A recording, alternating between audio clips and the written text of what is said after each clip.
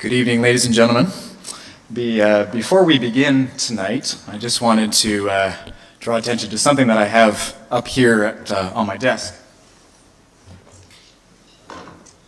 This is an American flag that was presented to the city of Kingston, and to provide some context, I'll read the accompanying letter. It's from the Ambassador of the United States. It says, "To the City of Kingston, Ontario, in my role as the U.S. Ambassador to Canada, I am honored to extend the best wishes of Americans to the people of Kingston and all Canadians as they celebrate the 200th anniversary of the birth of Canada's father of Confederation, Sir John A. Macdonald. Your first Prime Minister played the key role in achieving Confederation. In doing so, Sir John A. Macdonald also created a firm friend, neighbor, and continental partner that my country has relied upon ever since. It is my pleasure to present your city with this flag of the United States of America, flown over the U.S. Embassy in Ottawa on January the 11th, 2015, in honor of Sir John A. Macdonald. Happy 200th birthday, Sir John A. Sincerely, Bruce Heyman." So this flag will be on display in my office for the time being, and then we will probably pass it off to our curator, Mr. Robertson, to find another spot for it in City Hall. But we look forward to receiving other light gifts over the year 2015.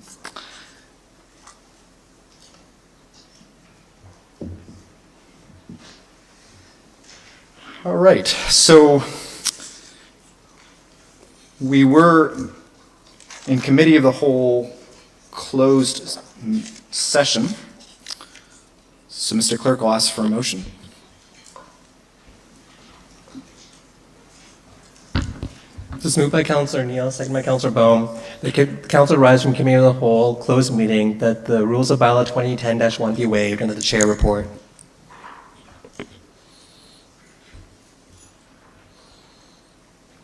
Please vote. Carries. Second by Councillor Bohm. The consideration of the prior consideration of the bylaws in order to complete the Committee of the Whole closed meeting agenda.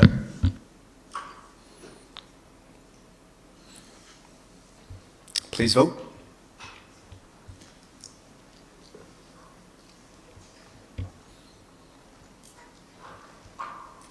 That carries.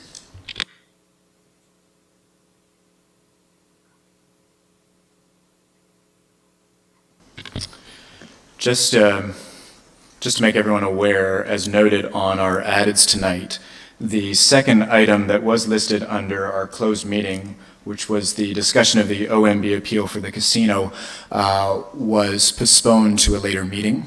So we just dealt with the first item on the agenda. And with that, I will ask for an approval of the addeds. Moved by Councillor Bohm, seconded by Councillor Holland.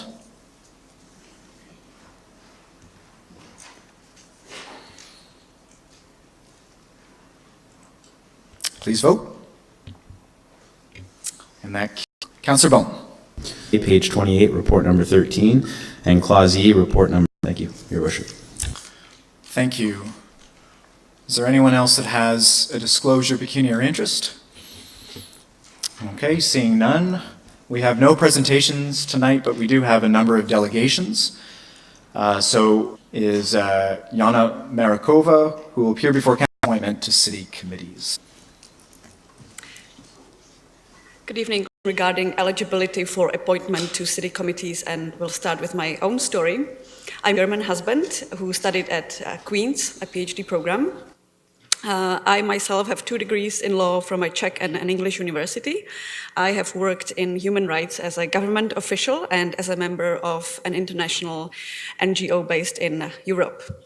While I was looking for a job in Kingston, it occurred to me to serve on a city committee. Here was an opportunity to share my expertise, to volunteer, meet people, and network. In short, I wanted to get involved in my community, my new home. It was at an annual city committee recruitment event at Memorial Hall, where I learned that I'm not eligible to serve on any of the committees because I'm not a Canadian citizen. At the end of the meeting, I asked what the reason was for the silence. Nobody had the answer. Around the world, cities are on the front lines of immigrant integration because they understand that a growing number of Canadian cities are realizing that immigration is not exclusive to the federal and provincial jurisdictions, but that success or failure of immigrant integration has a significant impact at the municipal level. It is essential for our local democratic processes to be inclusive of the diversity of our community. As Canada's demographics change and we rely more on immigration to grow the labor force and population, we must open spaces for immigrant voices to help inform municipal committees and decision-making.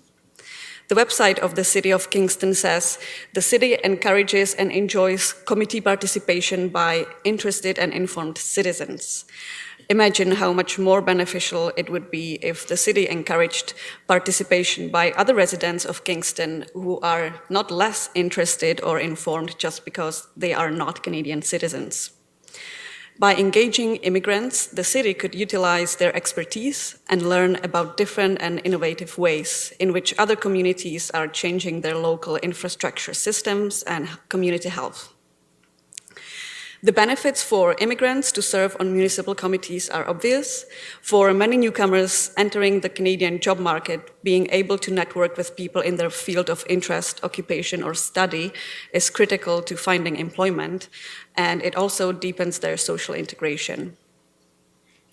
The motion that is in front of you tonight, ladies and gentlemen, proposes to amend the bylaw to include permanent residents who have resided in Kingston for at least 1 year as eligible for appointment to city committees. A permanent resident is someone who has been given permanent resident status by immigrating to Canada, but is not a Canadian citizen. To maintain their status, permanent residents must live in Canada for at least 2 years in a 5-year period. Permanent residents have the right to get most social benefits that Canadian citizens receive. They can live, work, or study anywhere in Canada, and they have the right to apply for Canadian citizenship. They are not allowed to vote or run for a political office and to hold some jobs that need a high-level security clearance.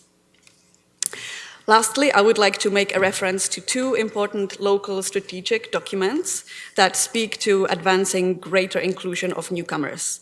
Both the Sustainable Kingston Plan and the Kingston Immigration Strategy were developed in 2010 with the participation of representatives from the City of Kingston and many other stakeholders. As you can see on the screen, these documents identify a number of goals and actions that promote this idea. Mr. Mayor, councillors, tonight you have the opportunity to change the bylaw. Leadership is about change. It is not about preserving the status quo when that works against the best interests of the city. Leadership is about seizing new opportunities to allow our community and its residents to thrive. Thank you for your attention. Thank you. If you just before you go, are there any questions for the delegation? Okay, seeing none, thanks very much. Our next delegation is Saba Al-Jalam and Farah Kopi, who will appear before Council to speak to Motion 4 with respect to the City of Kingston, encouraging the Province of Ontario to expand the rights of permanent residents to vote in Ontario municipal elections. Good evening, fellow residents, Mayor, City Councillors, and staff. My name is Saba Al-Jalam. My other home is Syria, where tens of thousands continue to suffer from war. Kingston has been my home since 2011. I am an internationally trained math teacher. Immigrants are the lifeblood of Canada labor force. Today, the Canadian economy is 80% reliant on immigrants for net labor force growth. In a very short time, we will not only be the sole source of labor force growth, but also population growth. This is the reality for many countries in the Western world due to aging population and declining birth rates. Kingston welcomes nearly 8 1,200 permanent immigrants each year. We may be small in number today, but the crowd is growing. We come from all parts of the world. We pay city taxes, benefit from and contribute to city services, shop locally, own successful businesses, and invite our global networks to visit our new home and community. Many countries and local governments are recognizing that fairness, social inclusion benefits, and government accountability are just a few of the reasons to extend the municipal vote to permanent residents. Your fact sheet lists the 40 countries that have done this. Kingston would also join with the cities of Toronto, Kitchener, North Bay, Guelph, Halifax, and St. John, all of which are advocating for provincial governments to expand the rights of permanent residents to vote in a municipal to gain our political. Bonsoir tout le monde. I'm a teacher and I have been in my country as a teacher, a language for over 5 years. I've been living in Canada for 6 years, and before Kingston I was in Montreal, where I volunteered for UNICEF, Oxfam Québec, and Paul Géré-Lajoie. And I was not working at that time, but I actively contributing in my community. In Kingston now, I serve on the board of St. Lawrence Youth Association, the Afro-Carib Association, and now I'm a member of the Black History Month Committee. And on Sunday, we have a big opening for the Black History Month, and we will have the broadcaster of CBC, Adrian Harwood, here to open the ceremony. Unfortunately, until recently, I wasn't able to vote. I wasn't able to vote for the municipal election. I could not put my ex near one of your names here, though I would like to do it, but I couldn't. But recently, I became a citizen like you, so I will be able to vote for the next election, and I will be able to vote for some of you. I understand the profound importance that comes with belonging, truly belonging to a community. Being part of a community is more than just collecting my taxes. It is also being hearing my concern, my point of view, and valuing my international experience. So I urge you tonight to support the resolution to expand voting rights for our permanent residents. We are here to stay, and we have a great deal to offer to our new home. Thank you. Thank you very much. Are there any questions for the delegation? Thank you. Okay, our third delegation tonight is Jan van Zaldejong, Director, Total Rewards and Workforce Planning, Kingston General Hospital, will appear before Council to speak to Clause G, Report Number 10, received from the Chief Administrative Officer, Kingston Transit Employer Group Pass. Good evening. I'd like to start by the opportunity to appear tonight and speak briefly. It is not to speak directly to the partnership opportunity to purchase Reload off of this partnership also coincided with the introduction of Kingston Transit's express bus service. The express service has proven very popular with our staff, and in conjunction with the easy-to-use reloadable passes, has provided our employees with a compelling alternative method of transportation to and from work. To provide council with an idea of the level of success that has been realized to date, within 2 months of the commencement of the program, the partnership, KGH had 153 employees who were enrolled in the program. That enrollment in the 12 months since has increased to over 270 employees, and we expect that these numbers are going to continue to increase with the introduction of the new express route. We already have numerous staff actually asking us when the new routes will be starting. This partnership has produced numerous benefits for KGH, its staff, and the public. Leveraging public transit has enabled us to further our objective as being as environmentally sensitive as possible. It has also allowed us to reduce pressure on the limited parking in and around the hospital for those staff who truly need it. But most importantly, the partnership furthers KGH's focus on patient and family-centered care by freeing up those parking spaces around the hospital for patients and their families. We at KGH are very pleased with the progress made in a relatively short period of time, and with over 3,600 employees, we see much more opportunity to further expand this program, and we will continue to be working with Kingston Transit, looking for opportunities to evolve and expand it. Thank you. Thank you very much. Might be a couple of other motions to add delegations. I think it's about to be posted. Motion to Will and Parker Hick. Councillor Sanik. Seconded by Councillor Shell from Board of Directors, Report 11. Please vote. Then you have 5 minutes. Wonderful. Hi, my name is Marcus Trendle, and I'm here with my co-chair, Parker Hickey. Together, we chair the Queen's University Hockey Helps the Homeless Tournament Organizing Committee. Thank you for giving us the opportunity to talk to you tonight. We'll be brief. Hockey Helps the Homeless is a national charity. It began in Toronto in 1996 and put on fantasy hockey tournaments at the corporate level. So groups at the corporate level would get together for a day of a full-service hockey tournament played alongside ex-NHLers. It's grown since then. It now involves over 500 volunteers and 9 community-level impact in the fight against cities across Canada.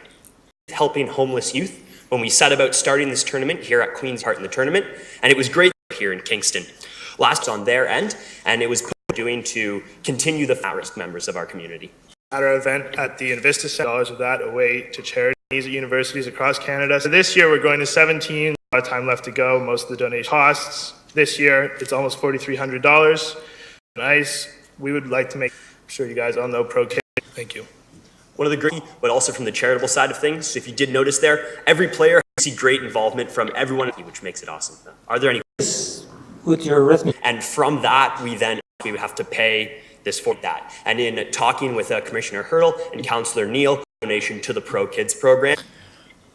Okay, thank you very much. Thank you. Representing the Marine Museum.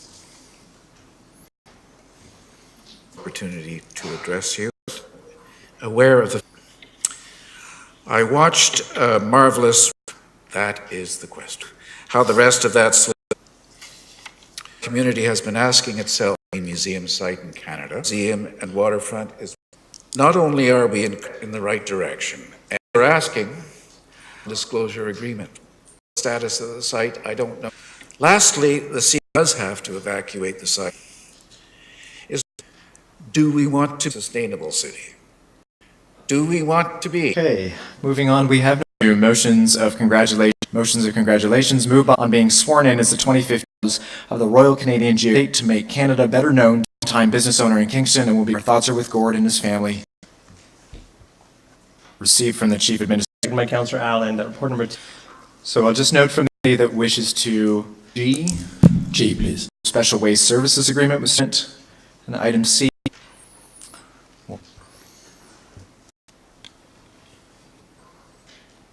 Item D, award.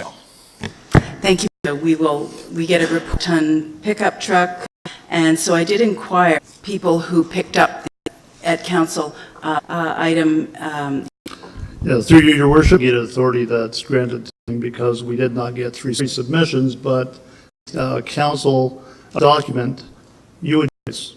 Would this allow fuel efficiency over the light as well, as long as it's for operation? Call the question on item D. Please vote. And that carries. Council. So we can call the, okay, and that carries. So Councillor Transit Employer Group pass. Thank you, Your Worship. To my KGH colleague. The vote.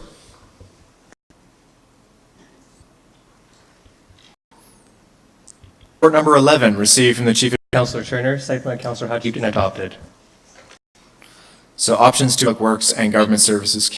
Thank you, Mr. Mayor. So moved by myself, number 11 is here before us. 4, so at the very end, encourage the federal government to end that staff be federal government with this. It's been moved by yourself. I would just like to add one more in the quiver that staff, and that is this start. I think I'd like to state or want to see the Marine Museum said in his delegation. One answer, but I actually, and let's go back to they happen to be there. Asked that is that we are actually proud has decided for whatever reason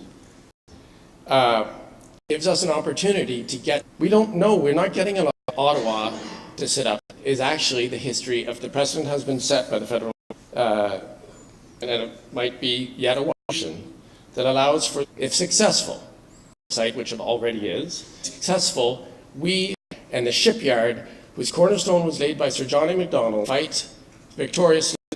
We have the chance to show that to the world. Speak to the amendment only. I support the amendment. I think engaging other members of the federal government is a good idea.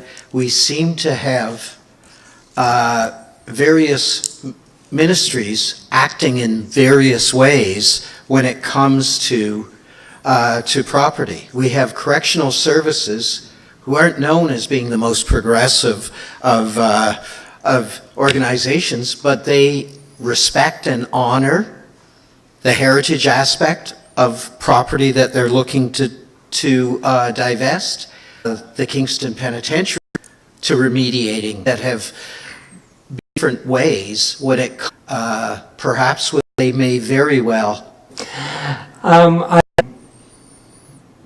So staff haven't had a chance to fully research all of the submissions that would have to be made to the federal government, but we don't see at this time that there would be any negative impact of pursuing this other avenue as well, and we'd have to do the research and if necessary come back to council to let you know what we're doing on that side, but there's no negative that we can see at this point. Thank you. I can see that this, certain very large questions will remain, but this could push us in the right direction if, federal government's going to be of assistance in this area. So. Thank you, Your Worship, and through you, I'd just like to see a way that we could possibly, it's worth. Councillor Allen. Thank you, Your Worship, and through you, I also will be supporting this amendment. Many of the correspondence that I've received by email over the past few weeks have indicated the importance of our waterfront and the linkages of our waterfront to our waterfront master plan and the parks that we're going to. And this is a shot that we should be taking away.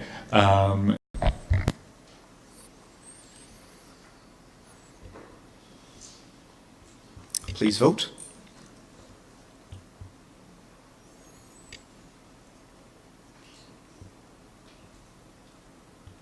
Still one person to vote.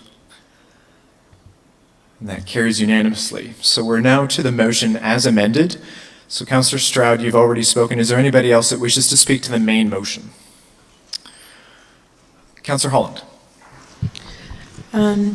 Thank you, Your Worship, and through you, a question to staff regarding the $50,000 to be set aside in the third clause, I believe, to help with where that number came from and whether it was whether there was consultation with the Marine Museum to get that amount. Commissioner Beach.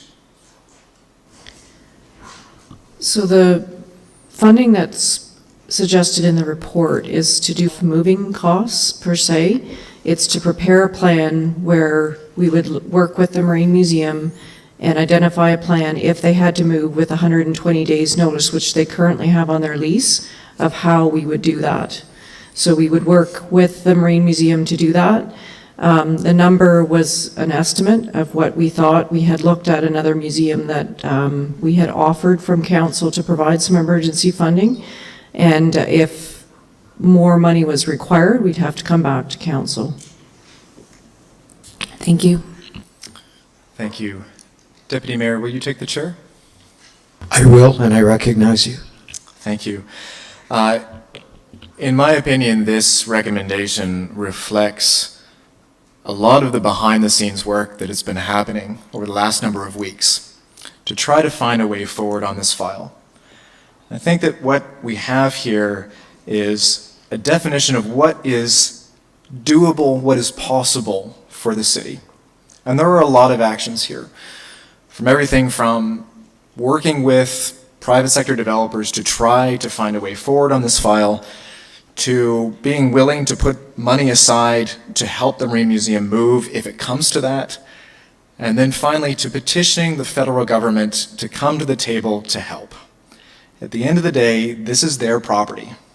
And I think that the city is signaling here that but we will not go all a few steps toward us, but I think that everything that we are asking here is reasonable. So at the end of the day, I feel comfortable that no matter what happens, that we have done everything that we can do as a city, and I look forward to that partnership with the federal government. Thank you very much. You're welcome, and I return the chair. Thank you. If there's nobody else that wishes, Councillor Turner. Through you, Your Worship, I have a question concerning the Deepwater dock. Maybe this is to staff. Is there any way we can preserve that so that we'll have access to it if cruise ships were to come into the city? That's my question. So the question's a little bit tender. Sorry, Commissioner will you Beach? allow it? Sees that council levers that what remediation is going to. Well, in federal government for quite some time. That is, I've been the Marine Museum, the dry using the federal government. In other words, of the cost of with, at least in part, because they did. And we've been prosecuted before, and it cost us millions. Our provincial representative, what we could do is offer, and I think we have had examples of federal with the structural repairs and site. Very good report here.